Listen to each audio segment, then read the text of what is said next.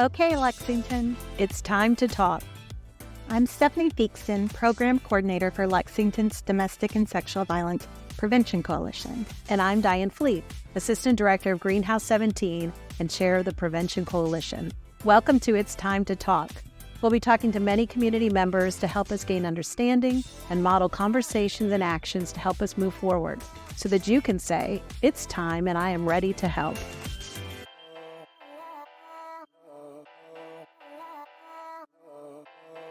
Hi, my name is Dominic Norwood. I'm an advocate for Greenhouse 17. Although we're not your normal host, we're here to discuss a very important topic amongst men, domestic violence. I'm here with my co-host and colleague, Scott Lancaster. So Lexington, it's time to talk. Thanks, Dom. I want to say we're really excited to be out here today. This is a difficult topic to talk about, usually because it's something that's in the shadows. Men generally don't talk about domestic violence with other men. Sometimes it's an experience issue, but it's just not something that comes up for us enough. And I think this is an opportunity for us to have a discussion. And we're gracious enough to have a couple of fellas from the community come out and have this conversation with us. I'd like to welcome Gary Pack and Arthur Hancock.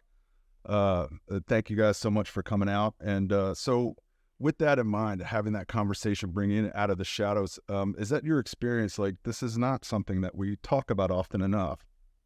That is very true about not, from my perspective, it's very little talked about, very little. It's very, not out there. No one wants to talk about it, seems like to me. And I've not experienced a lot of domestic violence. I've seen some results, but I've not seen it, in my life as far as, so I've not been around it a lot. I know very clearly how I feel about it, but I haven't experienced it very much. Sure. Arthur? I feel like it's a problem that if it was clearly in the light and we were talking about it as men, that we could deal with it more effectively. I really appreciate the work that both of you have done and continue to do on the subject. But, only until recently have I ever seen the results and been close enough to it to see the impacts that it has. And, because as a man, we like to all think we're there to make positive change and to defend the people that need defending, and Sure. So it's very difficult, and I'm glad we're talking about it. So. Yeah. Sometimes the term domestic violence, right? Like you have that violence tag on the end, yes. It evokes an image of, physical altercation or whatever. And I think this even happens with folks that Dominic and I work with out at the shelter. Sometimes folks don't even identify as maybe a survivor of domestic violence, so maybe they're being punched, when really what we know is that this is about power and control. And so if we're really kind of looking at it from that lens, we tend to see it quite a bit more, because, I grew up being told, hey, listen, you don't hit girls and all that kind of stuff. But I was never told, hey, you're not supposed to be in charge of girls, right? Like that was never kind of part of the conversation, or, you shouldn't be doing these things, or you shouldn't control anybody. No, I was told, yeah, no, you're the boss, or you're the man of the house, or whatever. We have all those old colloquialisms kind of put us in these sort of ranked positions. So, I'm just curious in having this conversation, where do you guys see those sorts of things in your lives? I go first. I just, and I can speak from experience directly. It's, like I said, it's difficult to witness and not know how to respond. Yeah. But only until the last few years of my life, we all live in our own personal bubbles, and we try to keep our heads down, and we try to stay out of other people's business. But when you start to see things that you don't feel comfortable with, it's alarming. I personally have experience and have learned about things that a lot of people don't like to believe go on in this country through my own recovery, and it's scary because we just like to believe that doesn't happen. Yeah. It makes you feel a certain way when you learn that it does. And then, and I appreciate talking with both of you guys and your experiences, because you can help inform how we should respond and what the proper action is. Part of what makes a lot of this hard to wrap our heads around, right? Or hard to even talk about, because God forbid we talk about it, has to change. Yeah. We benefit from a lot of these things. We benefit in a lot of ways to the dynamic set up as it is, right? So perfect example, I'm not going to pat myself on the back, but a decent example. Again, going back to some of those talks I had out at the Hope Center,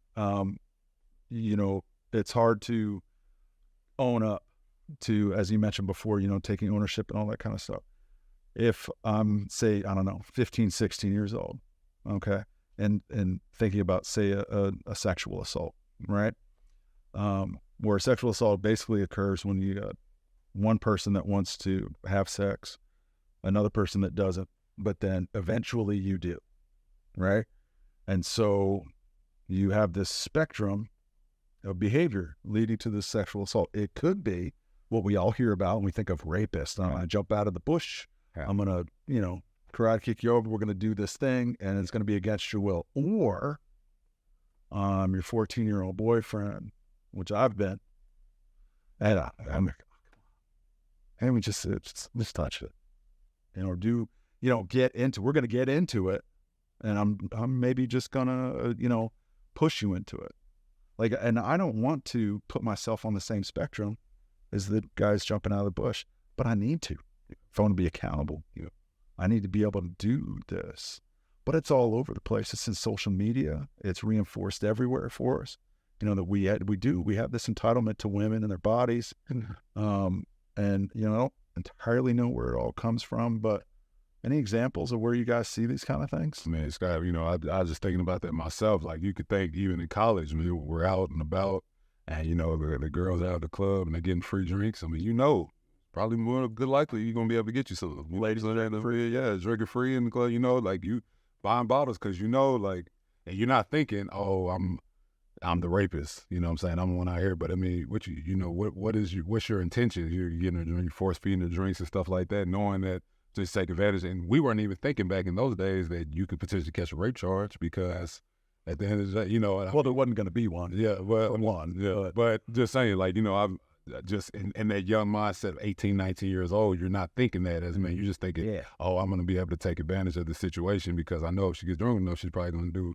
And it's just that mindset, that account. Again, what I was saying, it's like you don't want to put yourself as the jump out the bush rapist, but come on, man. Like, I mean, just my 35-year-old self now, when I think about those things, and I'm just like, man, and even having those discussions with my wife and her letting me know, like, you was wilding back in those days, just like, and even those conversations, like, I mean, just the way we're brought up and conditioned in those states. I mean, what do you guys think? I mean, what do you think about that, man? Porkies. No, but I mean, there's so much. So we have our awareness of ourselves, right, as men, but deep below that, there's emotion, there's drives that are like, I call it like the monkey brain, whatever's inside of us as humans that drives us to act in ways that we're not really in touch with, and it's just like how I feel about abuse against women, DV, like, most people are going to jump out of the chair and be ready to go to fix it, but it's the subtle things that are scarier and more dynamic and more difficult, and the conditioning, like you mentioned. It's doing this work, I feel like most people that are batterers, they don't know they're batterers. Oh. We have a lot of survivors that they don't know that they're survivors, or they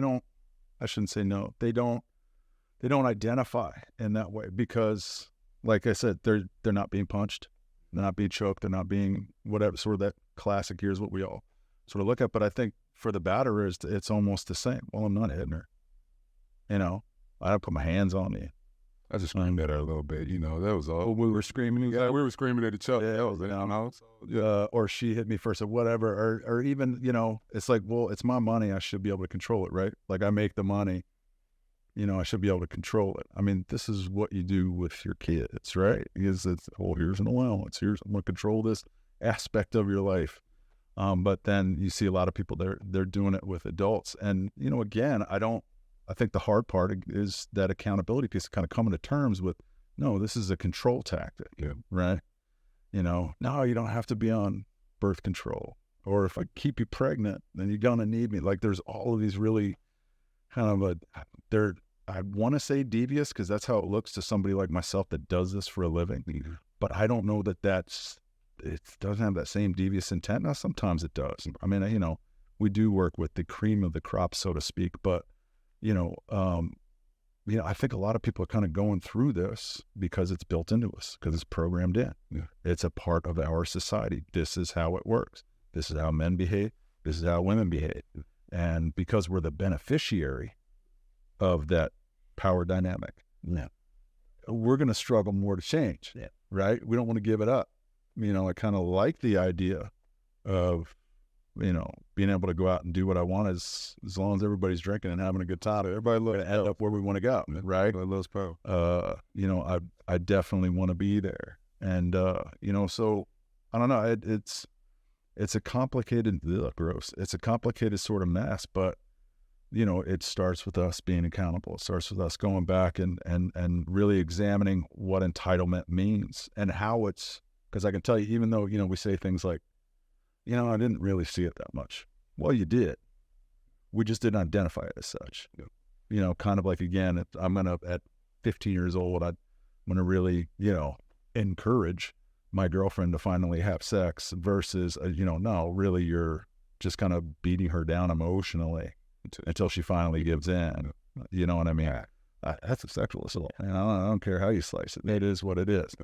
And being able to get in touch with that, I think it's really important for any kind of change to occur, and to build any kind of level playing field. It's, I don't know. You guys got anything you want to add? One thing I'll say is I mean, I never felt like I was, but I was entitled. I mean, I was a white male, and you live in that world, and you don't even really realize how other people live, I guess. I mean, it's like you're in your own world, and you don't even fully comprehend that.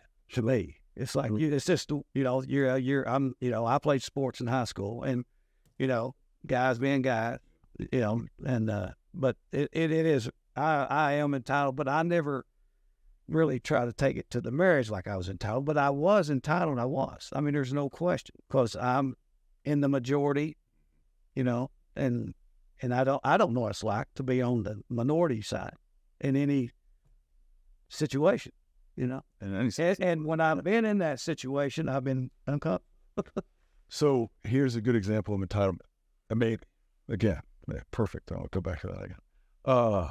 Like most college campuses, okay, if you are somebody who's afraid to walk at night, from one building to the next, you can call up campus police and they'll have an escort for you. Sometimes they'll come and pick you up in a little, clear plastic golf cart, Pokemobile kind of thing, and everybody can see you're the scared person going across campus.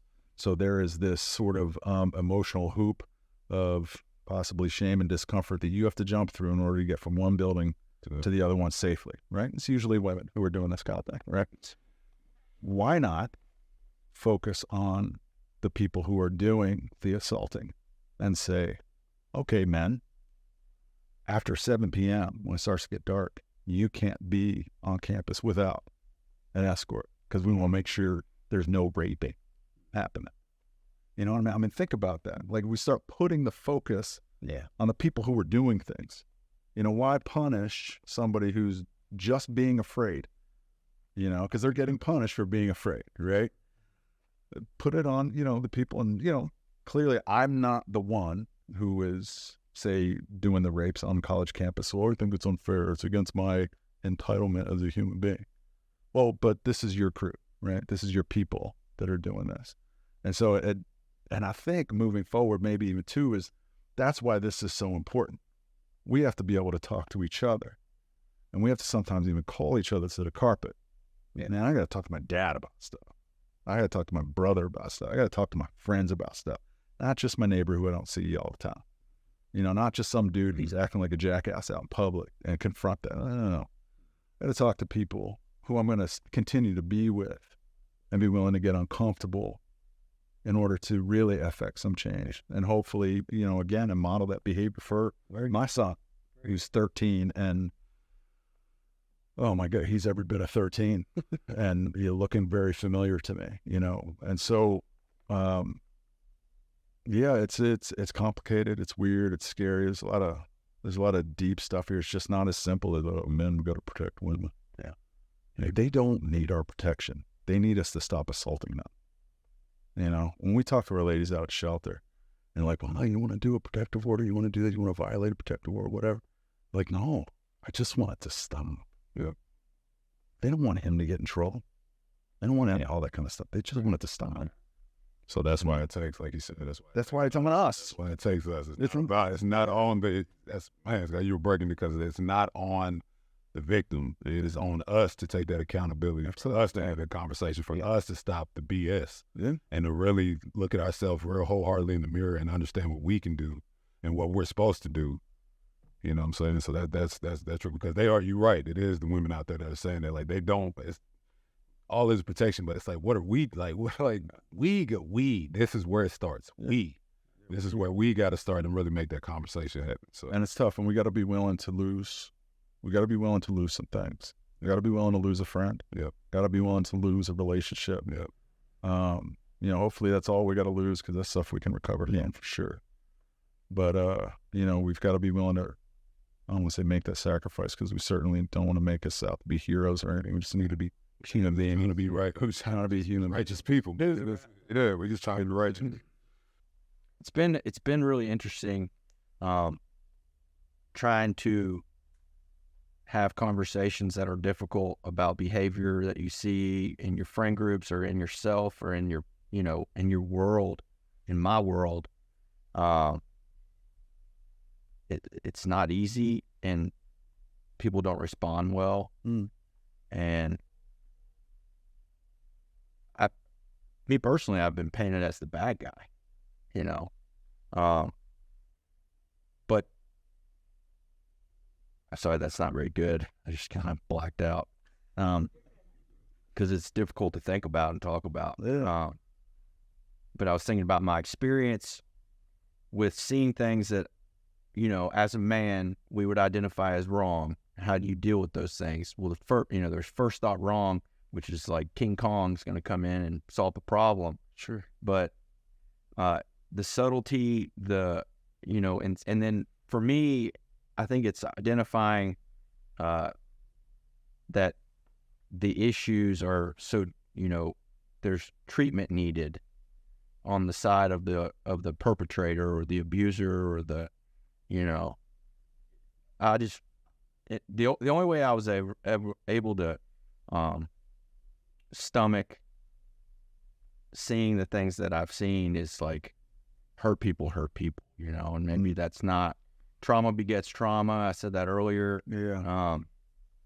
And for me, in my own life, like learning that tomorrow's a new day, and that behavior can go away, you know, and how do I heal? How do I help my friends heal? How do I move forward without causing any more? And that's, you know, we talked about society and how it's moving into this new time, and I couldn't imagine being a kid, like, with what's coming across the damn screen and the conditioning that's still happening. Sure.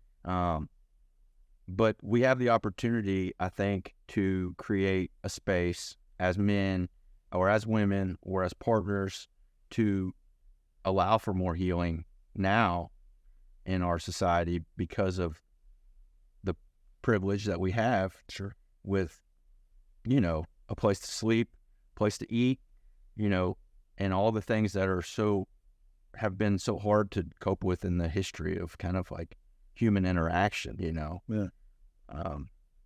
You know, one of the things I hear out at shelter a lot, I even hear it with our clients at the visitation center.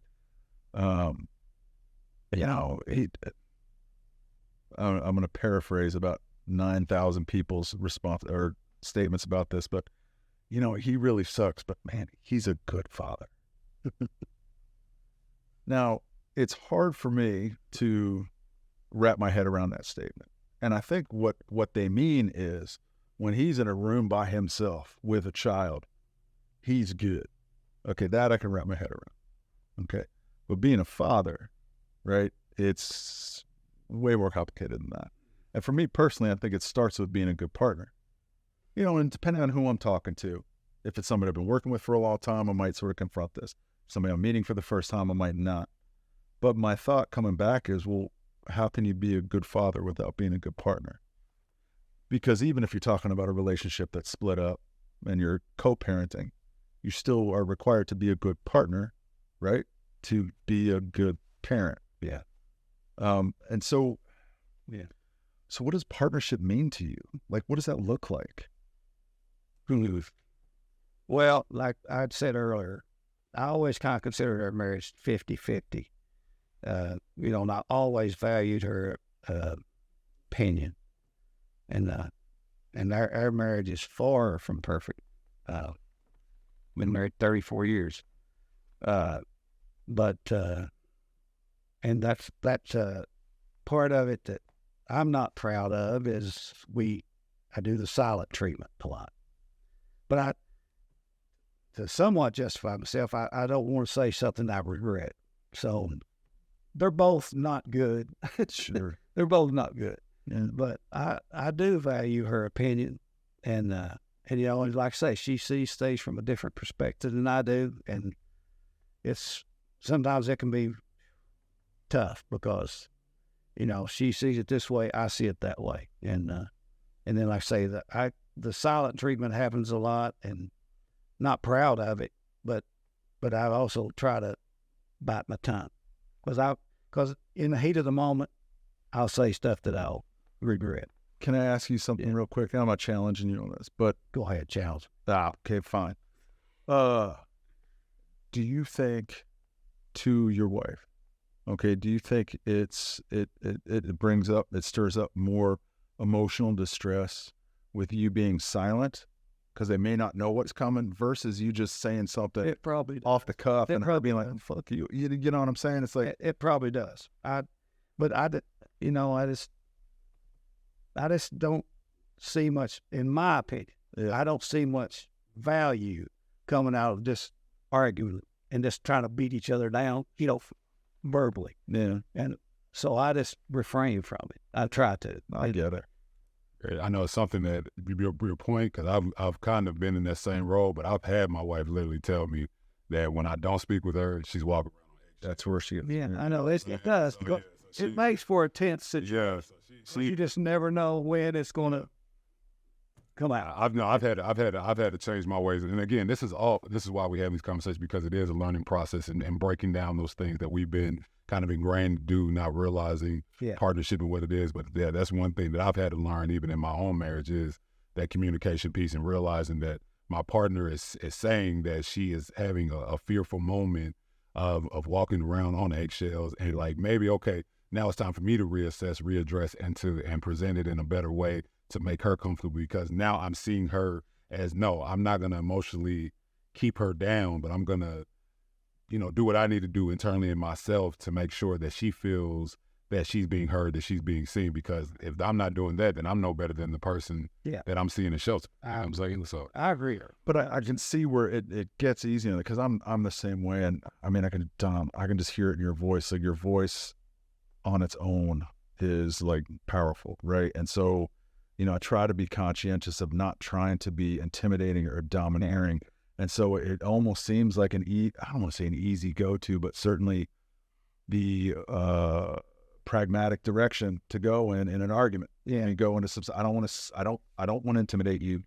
I don't want to say something I regret. Yeah. And so it's easy to get in that place. And then also past experience. Yeah, because I've said things that I very much walk back. Very much. And then when things get better, I apologize. And so that's part of it too. It's like after you do something so many times, like, okay, just shut up. Just be quiet. Yeah. I think a lot of men have that fear, honestly, of letting somebody in emotionally. I mean, that's just if I can be all the way honest, I really do. I feel like us men, we're just taught that from being young. I feel like I'll only speak from my experience. I just know that, again, being brought up the way that I was brought up, you're not taught that emotional vulnerability. I didn't learn that until later. I definitely was taught you keep your emotions shut and you don't let people in, because that's and it's sad to say, but that's what I heard, was that's what girls do. Boys don't do that. Boys don't cry. Everybody knows the boys don't cry. Everybody knows the boys don't cry. Everybody's heard that. I took that to heart, and that's just the way I was instilled by my grandfather. You know, he was just saying that, boys don't cry. You got to be tough in here, and you don't let people in, and you don't be vulnerable. And that's like the word. That's one thing I said I would never do with my sons. We were talking about, Scott, about being a father. I got 3 sons. So one thing I'm never going to do is allow them not to process and allow them not. And that's something I had to learn. It's not something with my oldest son, it's something that I had to get better with. But then with my younger sons, it's something that I saw that I needed to change and get better. So it is a process. All this is this is why these conversations are needed, because all this is a process. Nobody comes into this with all the right answers, but it's just the fact that we don't have these conversations. Yeah. It's never going to change, So I do. We have to figure out the difference between winning and achieving a goal with a partner, right? So like in an argument, do I want to win, or are we trying to, achieve some sort of end that's beneficial for us as a partnership? And we can get stuck in that, right? We can kind of get stuck because I don't lose. I win, I argue. Anybody that knows me will tell you, I will pick apart anything and argue any side of any argument just for the sake of argument. And I love it, and it charges me up, and my intention is to win and to shut you down. And so that's not really a healthy way to, have a relationship. So in a relationship, it's finding that difference. So like, if it's going to be helpful for my wife and I, say, to get through something, for her to see sort of the vulnerable piece, right? Not this strong silent or the whatever, the shutdown, all that kind of stuff, that she's seeing that. If that's going to get us to a point, I have to embrace that, even if it's an uncomfortable place for me to go. I mean, I'm a dude raised by women, so expressing emotion has never really necessarily been that difficult when it's time for it, right? But it's not an all the time sort of thing, definitely not emotional all the time, but trying to find some solution to something that, say, my wife and I are going through. Yeah, I mean, it's beneficial for her to see what's happening beneath the surface. Because usually, I mean, it's not that I don't have emotions, it's just that they're not on the outside, generally speaking. I have a playlist on my phone, and all the songs evoke a different emotion, because sometimes I forget to feel things sometimes. And part of that's doing this work, we're just kind of, and it's really kind of a really high and emotional turmoil kind of work. But yeah, I think it's important to, in finding solutions, I need to speak your language, right? If I want to win, I'm not going to speak your language. Yeah. But if I want to arrive to some sort of solution, in an effort to listen to you so we can get somewhere, I need to be willing to speak your language to do that.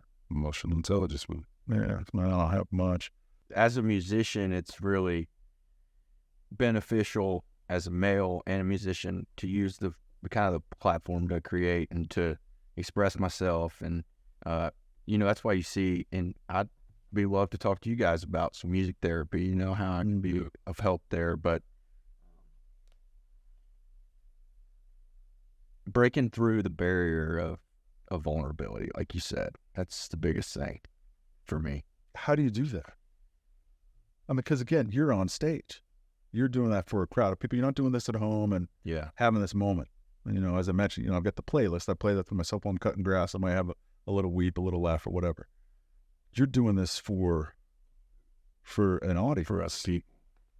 At the end of the day, I guess it comes down to just doing it for myself, but exposing that moment, and that's really what it is for me, is when I learned that the expression benefits me so much that I'm not really worried about who's paying attention.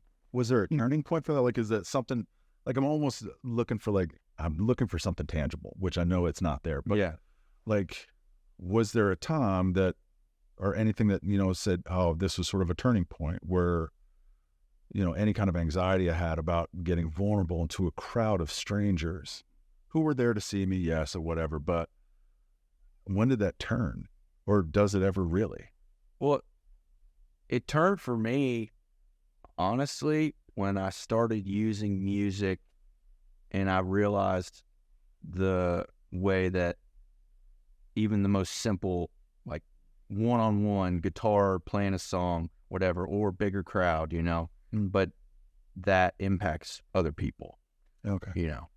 So it was like I dropped my guard at that point, Yeah. you know, Okay. for expression. And even having conversations like this, you know, it's difficult, but being willing Sure. to have a conversation. Sure.